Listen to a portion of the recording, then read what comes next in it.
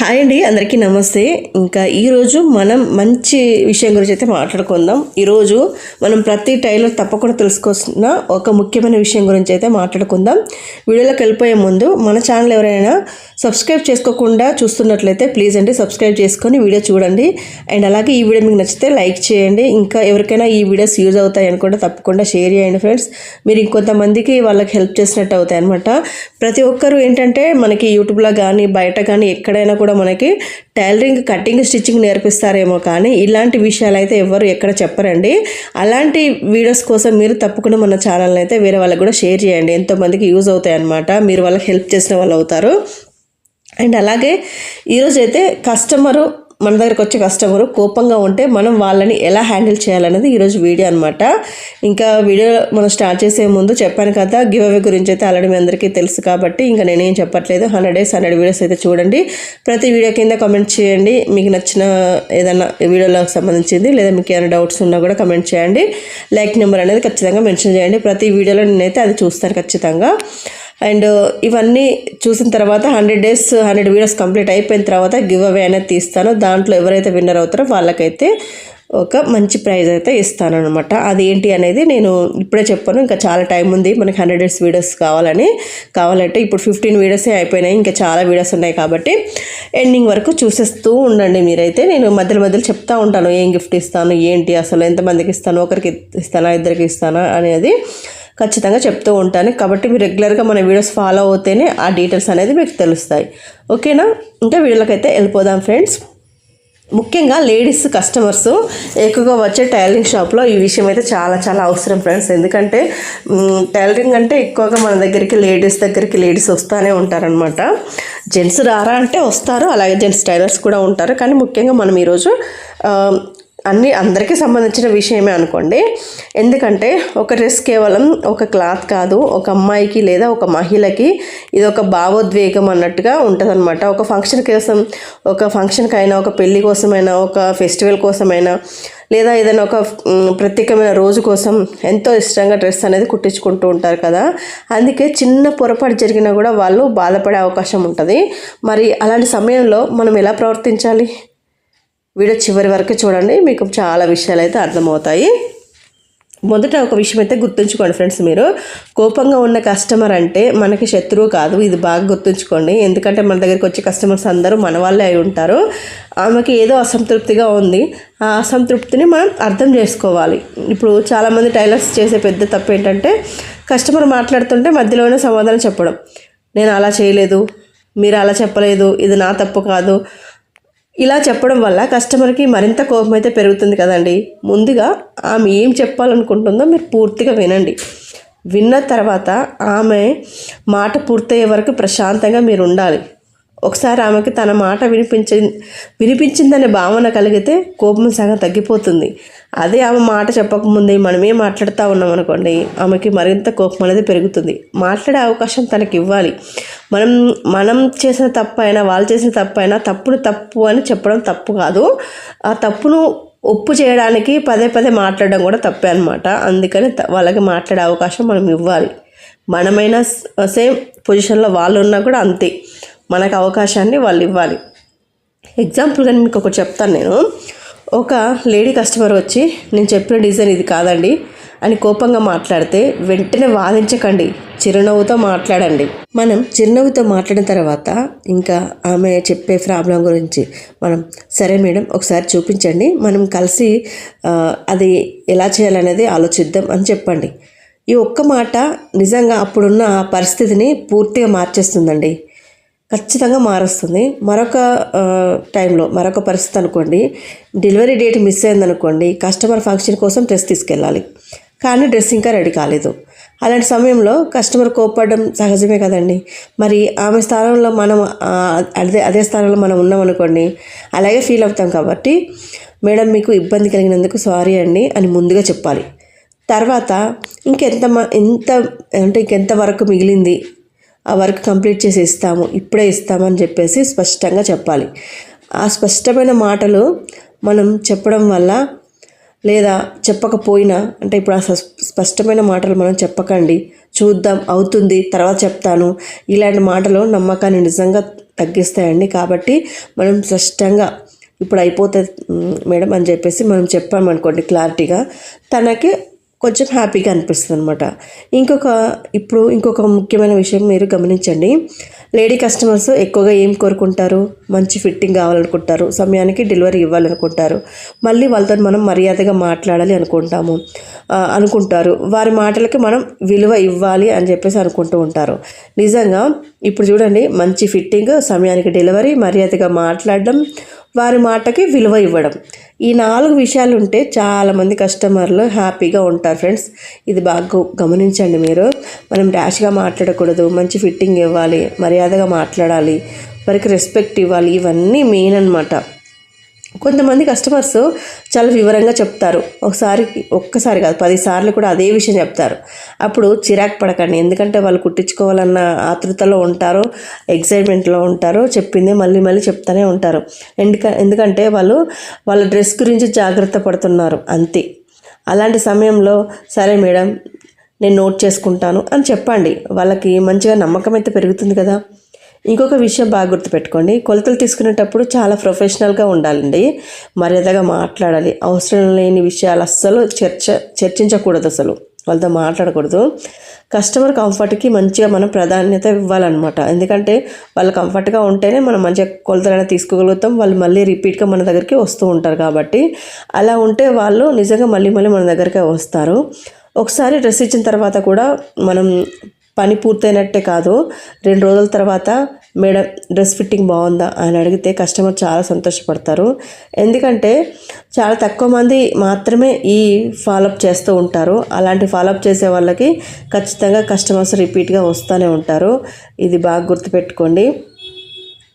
నేనైతే కొంతమంది కస్టమర్స్ అందరి ముందు కోపంగా మాట్లాడచ్చు, అప్పుడు మనం కూడా అందరి ముందు వాదించకూడదు, ప్రశాంతంగా ఉండి మేడం మీ సమస్య ఏంటిది, మీ సమస్య నేను మెల్లిగా సాల్వ్ చేస్తానని చెప్పేసి వాళ్ళకి చెప్పాలి. అప్పుడు మిగతా కస్టమర్లు కూడా మంచి ప్రవర్తనగా అంటే మీరు మంచిగా ప్రవర్తిస్తున్నారని చెప్పేసి, మీ బిహేవియర్ బాగుందని చెప్పేసి గమనిస్తారనమాట.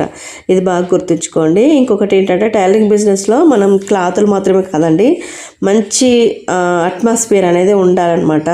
కస్టమర్స్తో కూడా మంచిగా బాండింగ్ అనేది ఉండాలి. ఒకసారి నమ్మకం సంపాదిస్తే ఆ కస్టమర్ మాత్రమే కాదు, వాళ్ళ కుటుంబం, వాళ్ళ స్నేహితులు కానీ, వాళ్ళ రిలేటివ్స్ కానీ అందరూ మన దగ్గరికి వస్తారు. నాకైతే ఇది చాలా వర్కౌట్ అయింది. చాలామంది నా దగ్గరికి అట్లానే వస్తారనమాట. అందుకే ప్రతి కస్టమర్ని మనం ప్రత్యేకంగానే చూడాలి. ఆమె అవసరాన్ని అర్థం చేసుకోండి, ఆమె మాట వినండి. సమస్య వస్తే ఏదైనా దానికి సొల్యూషన్ అనేది చెప్పండి. ఏదన్నా మన వల్ల మిస్టేక్ జరిగిందనుకోండి, ఒప్పుకోండి. మంచి పని చేస్తే మనం హ్యాపీగా వినయంగా ఒప్పుకుంటే బెస్ట్ కదా. నాకైతే అట్లా అనిపించింది అనమాట. ఇంకా ఏంటంటే కస్టమర్స్ వస్తూ ఉంటారు, వాళ్ళ మీద మనం ఎక్కడెక్కడ కోపాన్ని తీసి ఇంకో కస్టమరు ఎవరో మన మీద అరిచారని చెప్పేసి ఆ కస్టమర్ మీద కోపాన్ని ఇంకో కస్టమర్ మీద చూపించడం అలా చేయకూడదు. ఎక్కడిదక్కడే వదిలిపెట్టాలి. మనకి ఇప్పుడు ఏదైనా జాబ్ చేసినా, ఏదైనా బిజినెస్ చేసినా ఖచ్చితంగా ఇలాంటి ప్రాబ్లమ్స్ వస్తూనే ఉంటాయండి, ఖచ్చితంగా వస్తాయి. వాటిని మనం తట్టుకొని నిలబడాలి. అప్పుడు తట్టుకొని నిలబడి మనం ఎప్పటికప్పుడు వదిలేసుకుంటూ మళ్ళీ వచ్చిన కస్టమర్తోని మనం అంతే హ్యాపీగా అంతే మర్చిపోయి మాట్లాడగలిగినప్పుడే మన బిజినెస్ అనేది గ్రో అవుతుంది. మనము ఇప్పుడు అంతకుముందు జరిగింది ఏదైనా ఉంటే దాని గురించి ఆలోచించి ఇప్పుడు వచ్చిన కస్టమర్తో కూడా మనం మంచిగా మాట్లాడకుండా చిరాకు పడ్డామనుకోండి, మళ్ళీ కస్టమర్స్ మన దగ్గరికి వస్తారా? రాకపోగా వాళ్ళు వేరే షాప్ దగ్గరికి వెళ్ళి ఏం చెప్తారు, తను మంచిగా బిహేవ్ చేయదు, సరిగా మాట్లాడదు, చిరాకు పడిద్ది, సరిగా స్టిచ్చింగ్ చేయదు, ఏవో చెప్తూ ఉంటారు. మనం స్టిచ్చింగ్ సరిగా చేసినా కూడా మన బిహేవియర్ బాగాలేకపోతే ఖచ్చితంగా వేరే వాళ్ళకి చెప్తూ ఉంటారు. నాకు ఇది ఎలా తెలుసు అంటే, నాకు ఒక కస్టమర్ అంటే ఒక్కరని కాదు, చాలామంది కస్టమర్స్ అయితే ఒక షాప్లో ఒక సిస్టర్ గురించి అయితే చెప్పారు. తను నాకు కూడా పరిచయమే. తన గురించి చెప్తూ ఉంటారనమాట. తను ర్యాష్గా మాట్లాడుద్ది, తన బిహేవియర్ అంతా మంచిగా ఉండదు, తను ఎలా అంటే రఫ్గా మాట్లాడుతుంది, ఏదంటే అది నువ్వు తీసుకుంటే తీసుకోలేకపోతే లేదు, కుట్టించుకోలేకపోతే లేదు అన్నట్టుగా మాట్లాడుతుంది. అసలు మంచిగా మాట్లాడదు, ఏదైనా రేట్స్ తగ్గించమన్నా కూడా అసలు తగ్గించదు, అలానే చెప్పేస్తుంది అని చెప్పేసి చెప్తూ ఉంటారు. ఒక్కరు కాదు, నాకు చాలామంది చెప్పారనమాట. అలాంటి వాళ్ళ దగ్గరికి పక్క షాపులు కూడా వెళ్ళారండి. నిజంగా ఏదైనా లైనింగ్ ఏదైనా అవసరం ఉంటే నా దగ్గరికి వచ్చి తీసుకెళ్తారు. దూరం ఉన్న నా షాప్ దగ్గరైనా వచ్చి తీసుకెళ్తారు, కానీ ఆమె దగ్గరికి వెళ్ళి తీసుకోరు. అంటే అట్లా ఉంటారనమాట వాళ్ళ బిహేవియర్. అట్లా ఉండకూడదు. అప్పుడు నేను అనుకునేదాన్ని, అంటే ఇప్పుడు మనం ఏదైనా మాట్లాడామనుకోండి, ఆ మాటని ఇక్కడే పోనివ్వరు అనమాట కస్టమర్స్. వేరే షాప్స్కి వెళ్ళినప్పుడు, ఇంకా వేరే దగ్గరికి ఎక్కడికైనా వెళ్ళినప్పుడు, లేదా నలుగురు కూర్చొని మాట్లాడుకున్నప్పుడు ఖచ్చితంగా ఆ టాపిక్ అనేది వస్తుంది. అప్పుడు మన గురించి డిస్కషన్ చేశారనుకోండి, ఇప్పుడు ఆ ఉన్న నలుగురికి మన గురించి వాళ్ళు బ్యాడ్గా చెప్పినట్టే కదండి. ఆ బ్యాడ్గా చెప్పారు అంటే అది మన దగ్గర మిస్టేక్ అయినట్టు. కాబట్టి మనం మంచిగా మాట్లాడితే అలాంటి అవసరం అంటే ఇంకొకరు మనల్ని అనే అవకాశం అయితే ఉండదు కదా. కాబట్టి మనం ఎప్పుడు మంచిగానే మాట్లాడాలి. రీసెంట్గా నాకు దగ్గరికి కస్టమర్ అయితే వచ్చారనమాట. రీసెంట్గా కాదు, ఒక 2-3 ఇయర్స్ బ్యాక్ నుండి కూడా నా దగ్గర కుట్టించుకునే వాళ్ళు. కానీ మధ్యలో 1 ఇయర్ గ్యాప్ వచ్చింది. ఎందుకంటే ప్రైజెస్ తగ్గించమని ఒకటే గోల్ అనమాట. నేను అసలు తగ్గించలేను, ఎందుకంటే నేను తగ్గించే కాడికి తగ్గించిన. ఇంకా ప్రతిసారి అంతనే తగ్గించాలంటే నాకు కాదు కదా. ఎందుకంటే నా హెల్త్ పార్ట్ చేసుకొని నేను ఫ్రీగా అయితే కుట్టివ్వలేను కదా. ఇప్పుడు అందరు ఇచ్చేదానికంటే తక్కువనే కుట్టిస్తున్నా, ఇంకా దాంట్లో తక్కువ అంటది. అసలు ఎలా అంటారు చెప్పండి. అప్పటికి ఆమె అంత కుడుతుంది, ఈమె ఇంత కుడుతుంది అని అంటే మరి అక్కడికే వెళ్ళి కుట్టించుకోమ్మా, నా దగ్గర అయితే కాదు. నేను షాప్ రెంట్ కట్టుకోవాలి, కరెంట్ బిల్లు కట్టుకోవాలి, మెయింటెనెన్స్ చూసుకోవాలి, ఇవన్నీ చూసుకోవాలి. ఇంట్లో అంటే ఇంట్లో కుట్టే వాళ్ళు ఏంటంటే కొంచెం తక్కువ తీసుకునే వాళ్ళకి నడుస్తుంది, వాళ్ళకి రెంట్ అవి ఏమి ఉండవు కాబట్టి అని చెప్పేసి చెప్పాను. అయినా కూడా మళ్ళీ అదైనా రిపీట్. నేను మళ్ళీ ఏమంటుంది, నువ్వు వాళ్ళకి తక్కువ తీసుకుంటావు, నాకు ఎక్కువ తీసుకుంటావు అంటే నేను అలా ఎప్పుడు తీసుకోను, ఇంకా నీకు కూడా తక్కువనే చేశాను కదా, వాళ్ళకి తీసుకున్నట్టే అని చెప్పాను. అయినా కూడా వినిపించుకోలేదు. ఒక 1 ఇయర్ గ్యాప్ వచ్చింది. మళ్ళీ రీసెంట్గా వచ్చి మళ్ళీ మంచిగా ఫోన్ చేసి మళ్ళీ అడిగితే సరే మారిందేమో అని చెప్పేసి తీసుకున్నప్పుడు ఇంకా మళ్ళీ అలానే రిపీట్ అనమాట. మళ్ళీ వాళ్ళు అలా తీసుకుంటున్నారు, మీరు ఎక్కువ తీసుకుంటున్నారు అని. నువ్వు ఇక్కడ 4 షాపులు అడిగి చూడు, 4 షాపులు ఎంత తీసుకుంటున్నారు, నేను ఎంత తీసుకుంటున్నానో ఒకసారి అడిగిన తర్వాత నా దగ్గరికి రా అని చెప్పాను. షాపులో కదక్క, ఇంటి దగ్గర తీసుకుంటారు. మరి ఇంటి దగ్గర తీసుకునే వాళ్ళు కొంచెం తక్కువనే తీసుకుంటారు, మరి అక్కడికి వెళ్ళి కుట్టించుకో. నా దగ్గర కొంచెం మరి ఇంటి దగ్గర వాళ్ళకంటే కొంచెం ఒక 10-20 ఎక్కువనే ఉంటుంది. ఎందుకంటే నేను షాప్ రెంట్ అది నాకు కొంచెం ఇబ్బంది అవుతుంది కాబట్టి నేను షాప్ వాళ్ళకంటే కూడా కొంచెం తక్కువ తీసుకుంటున్నా, ఇంట్లో కుట్టేటోళ్ళకంటే కొంచెం ఎక్కువ తీసుకుంటున్నా అంతే అని చెప్పేసి అంత క్లియర్గా చెప్పిన తర్వాత కూడా మళ్ళీ అలానే ఫీల్ అయ్యి వెళ్ళిపోయింది. నేను అన్నాను, నీ ఇష్టం వెళ్ళిపో, నాకేం అవసరం లేదు. ఎందుకంటే నేను అట్లా ఒక్కరిద్దరి దగ్గర మాత్రం అలా మాట్లాడాను. ఎందుకంటే చాలాసార్లు రిపీట్గా నాకు అదే పనిగా అలా చేశాను కాబట్టి నేను మాట్లాడాను. కానీ అంతకు మించి నేను వేరే వాళ్ళతో అస్సలు ర్యాష్గా మాట్లాడాను. ఈ విషయం ఎందుకు చెప్తున్నాను అంటే, మీరు కూడా ఇప్పుడు అలాంటి కస్టమర్లు, సతాయిచ్చి కస్టమర్లు వచ్చినప్పుడు మనం కొంచెం గట్టిగా మాట్లాడకపోతే అసలు కుదరదు అనమాట. ఇంకా వాళ్ళకి లోకం అయిపోతుంది. అందుకని అలాంటి వాళ్ళ దగ్గర అలానే మాట్లాడాలి. ఇంకా మంచిగా మాట్లాడుతాను, మంచిగానే మాట్లాడాలి, అంతే కదండి. నేనైతే అనుకునేది అదే అనమాట. మరి మీరేమంటారో ఖచ్చితంగా కమెంట్ చేయండి. నాకు తెలిసి నేను అసలు చాలా తక్కువ అట్లా మాట్లాడడం, ఒక్కరిద్దరితోనే అట్లా మాట్లాడి ఉంటాను నాకు తెలిసి. చివరిగా మీ అందరికీ ఒక మాట అయితే చెప్పాలి అనుకుంటున్నాను నేను. కోపంగా మనం ఏదైనా ఇప్పుడు మనకి ఇక్కడ సౌండ్ వస్తూ ఉంటుందండి. ఇప్పుడు కోపంగా వచ్చిన కస్టమర్ని సంతోషంగా పంపగలిగితే అదే నిజమైన సక్సెస్ అండి. ఇది బాగా గుర్తుంచుకోండి. మంచి మిషన్ ఉండడం కంటే మంచి బిహేవియర్ ఉండడం చాలా ముఖ్యము. మనం మంచి డిజైన్లో తెలుసుకోవడం కంటే కూడా మంచి కస్టమర్ రిలేషన్షిప్ అనేది ఉండడం చాలా ముఖ్యం. ఎందుకంటే టైలరింగ్ షాపు సక్సెస్ కావాలంటే కేవలం మనం కుట్టిన బట్టల మీద కాదండి, కస్టమర్ల నమ్మకం మీద ఆధారపడి ఉంటుంది. అందుకే ప్రతి కస్టమర్తో గౌరవంగా ఉండాలి, సహనంగా చిరునవ్వుతో మాట్లాడండి. అప్పుడే మీ షాపు పేరు అనేది చాలా, దానికి ఒక మంచి రేంజ్ అనేది పెరుగుతుంది, మీ ఆదాయం కూడా పెరుగుతుంది, ఆటోమేటిక్గా కస్టమర్లు కూడా పెరుగుతారు. మీ కస్టమర్లు కూడా శాశ్వతంగా మీతోనే ఉంటారు. ఎందుకంటే మంచి బిహేవియర్, మంచి స్టిచ్చింగ్, మంచి అట్మాస్ఫియర్ ఉన్న ప్లేస్లకి ఎవరైనా రావడానికి ట్రై చేస్తారు. కాబట్టి ఇదంతా కూడా మీ అందరికీ యూజ్ అవుతుంది అనుకుంటున్నాను ఈరోజు వీడియో. ఈ వీడియో మీకు నచ్చితే తప్పకుండా లైక్ చేయండి, షేర్ చేయండి.